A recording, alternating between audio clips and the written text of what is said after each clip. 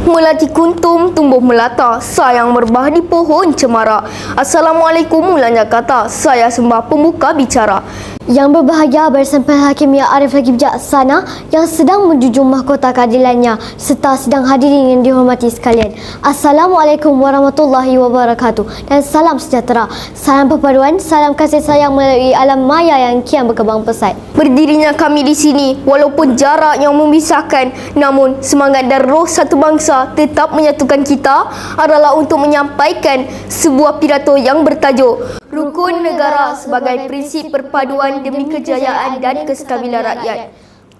Maka kami, rakyat Malaysia, berikrar akan menumpukan seluruh tenaga dan usaha kami untuk mencapai cita-cita tersebut berdasarkan atas prinsip-prinsip yang berikut: kepercayaan kepada Tuhan, Kesetiaan kepada raja dan negara, luhuran perlembagaan, kedaulatan undang-undang, kepanan dan kesusilaan. Begitulah lafaz yang sering berbunyi acap kali adanya perhimpunan di sekolah. Lafaz rukun negara yang diterapkan ke dalam setiap jiwa rakyat Malaysia untuk memupuk semangat kenegaraan dalam diri. Sebelum lancang menuju ke muara, sebelum kita memelah bicara, sebelum isi menyusur hujah, izinkan saya mendefinisikan frasa yang bermina tajuk pidato agar hadirin terbuka minda, agar hakim tidak terpinga-pinga dan saya petah berkata-kata. Rukun negara adalah ideologi kebangsaan Malaysia yang telah dibentuk pada 31 Ogos 1970. Rukun negara diperkenalkan berikutan peristiwa 13 Mei 1969 yang telah melemahkan perpaduan antara kaum di Malaysia. Tujuan utama rukun negara dibentuk adalah untuk mewujudkan semula perpaduan yang kukuh. Oleh itu, prinsip-prinsip dalam rukun negara jelas merupakan kunci kepada keharmonian dan perpaduan kaum demi memastikan kejayaan dan kestabilan negara Malaysia. Justru itu, setiap prinsip rukun negara sepatutnya dijiwai dalam setiap sanubari kita dan bukan sekadar laungan, bukan sekadar ikrar. Soalannya di sini, apakah rukun negara masih relevan dalam membantu mencapai kestabilan rakyat Malaysia? Sidang penonton yang penuh santun. Wacana saya yang pertama berdasarkan prinsip kedua, iaitu kesetiaan kepada raja dan negara. Negara kita telah mengamalkan sistem raja sejak zaman Persuratan Melayu dengan wujudnya zaman Kesultanan Parameswara sehinggalah hari ini.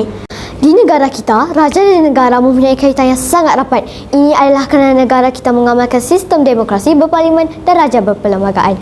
Perkara 32, Perlembagaan Persekutuan dengan jelas menyebut bahawa Yang di-Pertuan Agong YDPA adalah ketua negara. Perkara 44 pula menyebut bahawa YDPA adalah sebahagian daripada komponen yang berbentuk parlimen di negara ini. Justru, prinsip kesetiaan dan ketaatan kepada raja dan negara menjadi unsur dan ciri penting dalam soal kewarganegaraan di negara ini. Setiap warga negara Malaysia perlu menumpukan sepenuh taat setia, jujur dan ikhlas kepada Yang di-Pertuan Agong dan negara.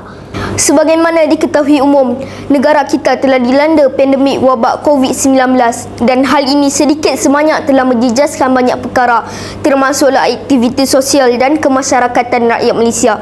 Jika rakyat tidak patuh kepada arahan dan cadangan yang dikeluarkan oleh negara, maka kemungkinan besar kita tidak dapat memenangi peperangan dengan virus kecil kuman ini. Begitulah yang ditekankan dalam prinsip kedua, iaitu melahirkan rakyat yang bertanggungjawab dan sanggup berkorban demi negara, demi keamanan dan kemajuan.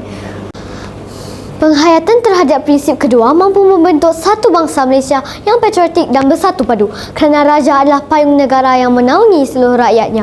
Justru, institusi raja tidak boleh dicemari, diperlekeh atau dihina serta ia tidak wajar dipolitikkan sama sekali. Bak kata pepatah, bersatu kita teguh, bercerai kita roboh. Sidang penonton yang saya kasihi, wacana kedua juga yang terakhir ingin saya bawa kalian kepada prinsip negara yang ketiga, iaitu keluhuran perlembagaan. Perlembagaan Malaysia dikenali sebagai perlembagaan persekutuan. Prinsip keluhuran perlembagaan bermaksud ketinggian dan keagungan undang-undang atau perlembagaan itu sendiri. Keluhuran perlembagaan Malaysia terletak kepada kedudukannya sebagai undang-undang tertinggi yang menjadi sumber dan punca kepada semua undang-undang, seperti yang disebut di dalam 4-1 Perlembagaan Persekutuan. Perlembagaan menjadi asas penting untuk menjamin keadilan, kerjasama, kesepakatan dan kepentingan bersama antara kerajaan persekutuan dan kerajaan negeri. Setiap rakyat mempunyai kedudukan atau taraf yang sama di sisi undang-undang.